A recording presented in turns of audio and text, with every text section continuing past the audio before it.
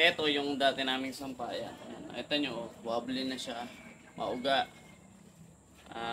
Delikado yung damit. Kinakalawang na siya dito.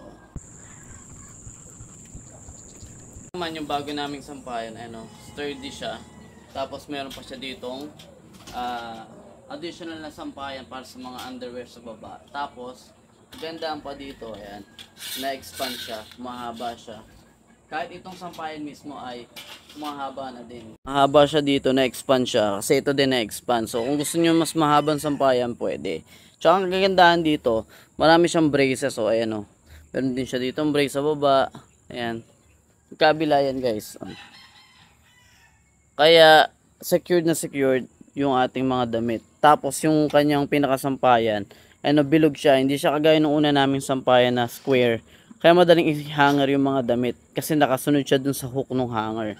So, mas maganda to dun sa una naming sampayan. Tsaka yung presyo niya, hindi naman masyado nagkakalayo. Dapat nga ito na lang yung nabili ko kasi mas maganda talaga, mas quality talaga siya. Ayun o. Kahit nga lagyan mo to ng mabibigat na damit o madaming damit, di siya basta-basta babagsak. Ayan. Matibay talaga siya. Kasi meron nga siya nitong brace talaga, guys. Napakasulit na itong sampayan.